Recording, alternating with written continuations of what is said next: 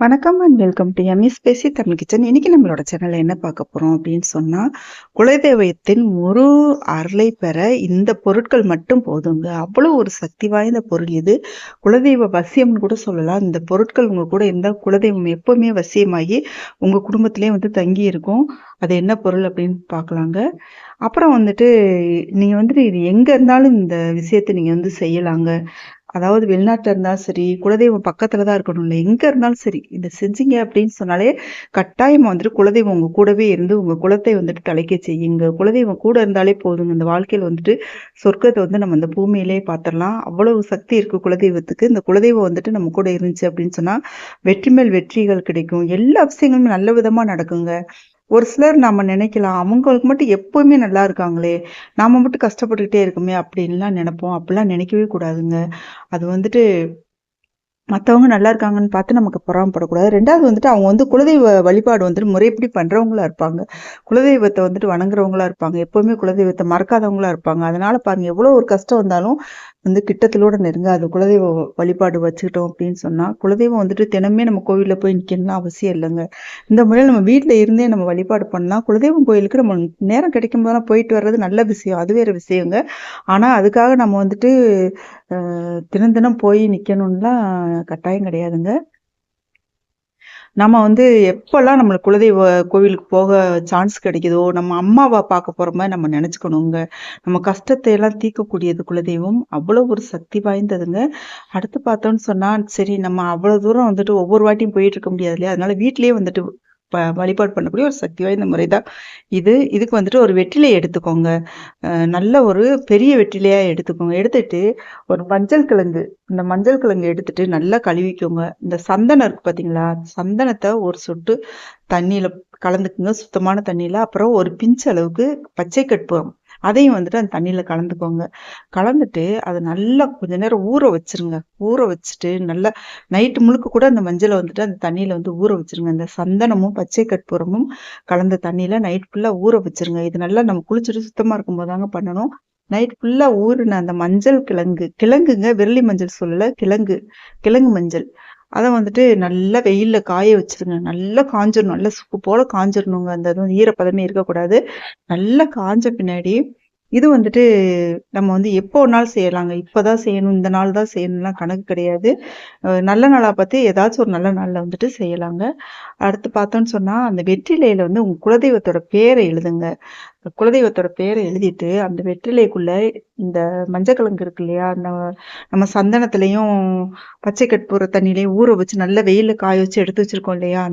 அந்த மஞ்சள் கிழங்க அந்த வெத்திலையில சுருட்டிருங்க. சுருட்டிட்டு மஞ்ச கலர் நூல் வச்சு சுத்திருங்க. அந்த வெற்றிலைய வந்து மடக்கி சுருட்டிட்டு சுத்திருங்க. சுத்திட்டு நீங்க வந்துட்டு பூஜை அறையில வச்சுருங்க. பூஜை அறையில வந்துட்டு ஏதாச்சும் ஒரு மண் கிண்ணம், அப்படி பித்தள கிண்ணம், அப்படி இல்லன்னா வெள்ளி கிண்ணம், ஏதாச்சும் ஒரு பாத்திரத்துல வச்சு தாங்க வைக்கணும். சும்மா தரையில வைக்கக்கூடாது. அத குலதெய்வமாவே நீங்க பாவிச்சுக்கோங்க.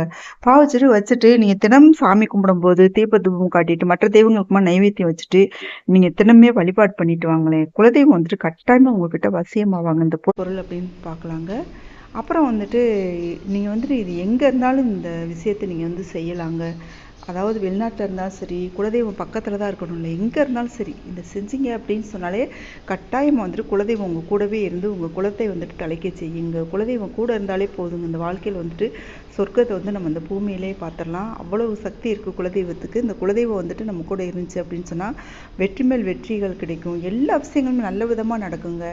ஒரு சிலர் நாம நினைக்கலாம், அவங்களுக்கு மட்டும் எப்பவுமே நல்லா இருக்காங்களே! நாம மட்டும் கஷ்டப்பட்டுக்கிட்டே இருக்கோமே! அப்டின்லாம் நெனைப்போம். அப்டிலாம் நினைக்கவே கூடாதுங்க. அது வந்துட்டு மத்தவங்க நல்லா இருக்காங்கன்னு பார்த்து நமக்கு பொறாமப்படக்கூடாது. 2வது வந்துட்டு அவங்க வந்து குலதெய்வ வழிபாடு வந்துட்டு முறைப்படி பண்றவங்களா இருப்பாங்க. குலதெய்வத்த வந்துட்டு வணங்குறவங்களா இருப்பாங்க. எப்பவுமே குலதெய்வத்த மறக்காதவங்களா இருப்பாங்க. அதனால பாருங்க எவ்வளோ ஒரு கஷ்டம் வந்தாலும் வந்து கிட்டத்திலோட நெருங்காது. குலதெய்வ வழிபாடு வச்சுக்கிட்டோம் அப்படின்னு சொன்னா, குலதெய்வம் வந்துட்டு தினமே நம்ம கோவில்ல போய் நிக்கணும்லாம் அவசியம் இல்லங்க. இந்த முறையில நம்ம வீட்ல இருந்தே நம்ம வழிபாடு பண்ணலாம். குலதெய்வம் கோயிலுக்கு நம்ம நேரம் கிடைக்கும் போதெல்லாம் போயிட்டு வர்றது நல்ல விஷயம். அது வேற விஷயங்க. ஆனா அதுக்காக நம்ம வந்துட்டு தினம் தினம் போய் நிக்கணும்லாம் கட்டாயம் கிடையாதுங்க. நம்ம வந்து எப்பலாம் நம்மளுக்கு குலதெய்வ கோவிலுக்கு போக சான்ஸ் கிடைக்குதோ, நம்ம அம்மாவ பார்க்க போற மாரி நம்ம நெனச்சுக்கணுங்க. நம்ம கஷ்டத்தை எல்லாம் தீர்க்கக்கூடியது குலதெய்வம். அவ்வளோ ஒரு சக்தி வாய்ந்ததுங்க. அடுத்து பார்த்தோம்னு சொன்னா, சரி நம்ம அவ்வளோ தூரம் வந்துட்டு ஒவ்வொரு வாட்டியும் போயிட்டு இருக்க முடியாது இல்லையா? அதனால வீட்லயே வந்துட்டு வழிபாடு பண்ணக்கூடிய ஒரு சக்தி வாய்ந்த முறை தான் இது. இதுக்கு வந்துட்டு ஒரு வெற்றிலை எடுத்துக்கோங்க. நல்ல ஒரு பெரிய வெற்றிலையாக எடுத்துக்கோங்க. எடுத்துட்டு ஒரு மஞ்சள் கிழங்கு, இந்த மஞ்சள் கிழங்கு எடுத்துட்டு நல்லா கழுவிக்கோங்க. இந்த சந்தனம் இருக்குது பார்த்தீங்களா, சந்தனத்தை ஒரு சொட்டு தண்ணியில் கலந்துக்குங்க, சுத்தமான தண்ணியில். அப்புறம் ஒரு பிஞ்ச் அளவுக்கு பச்சை கற்பூரம், அதையும் வந்துட்டு அந்த தண்ணியில் கலந்துக்கோங்க. கலந்துட்டு அதை நல்லா கொஞ்சம் நேரம் ஊற வச்சுருங்க. ஊற வச்சுட்டு நல்லா நைட்டு முழுக்க கூட அந்த மஞ்சளை வந்துட்டு அந்த தண்ணியில் வந்து ஊற வச்சுருங்க. இந்த சந்தனமும் பச்சை கற்பூரமும் கலந்த தண்ணியில் நைட் ஃபுல்லாக ஊற வச்சுருங்க. இது நல்லா நம்ம குளிச்சுட்டு சுத்தமாக இருக்கும்போது தாங்க பண்ணணும். நைட் ஃபுல்லாக ஊறின அந்த மஞ்சள் கிழங்குங்க, விரலி மஞ்சள் சொல்லலை, கிழங்கு மஞ்சள், அதை வந்துட்டு நல்லா வெயிலில் காய வச்சுருங்க. நல்லா காஞ்சிடணும், நல்லா சுக்கு போல் காஞ்சிடணுங்க. அந்த இதுவும் ஈரப்பதமே இருக்கக்கூடாது. நல்லா காஞ்ச பின்னாடி இது வந்துட்டு நம்ம வந்து எப்போ வேணாலும் செய்யலாங்க. இப்போ தான் செய்யணும், இந்த நாள் தான் செய்யணும்லாம் கணக்கு கிடையாது. நல்ல நாளாக பார்த்து ஏதாச்சும் ஒரு நல்ல நாளில் வந்துட்டு செய்யலாங்க. அடுத்து பார்த்தோன்னு சொன்னால், அந்த வெற்றிலையில் வந்து உங்கள் குலதெய்வத்தோட பேரை எழுதுங்க.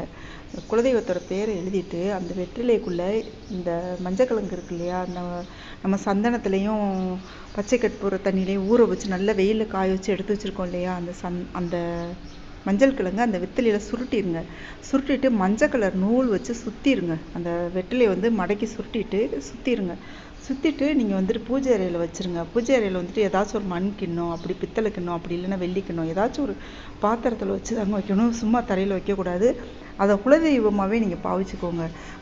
வச்சுட்டு நீங்கள் தினம் சாமி கும்பிடும்போது தீபத்தூபம் காட்டிட்டு மற்ற தெய்வங்களுக்குமா நைவேத்தியம் வச்சுட்டு நீங்கள் தினமே வழிபாடு பண்ணிட்டு வாங்களேன். குலதெய்வம் வந்துட்டு கட்டாயமாக உங்கள்கிட்ட வசியமாவாங்க. இந்த பொருள் இருந்தாலே போதுங்க.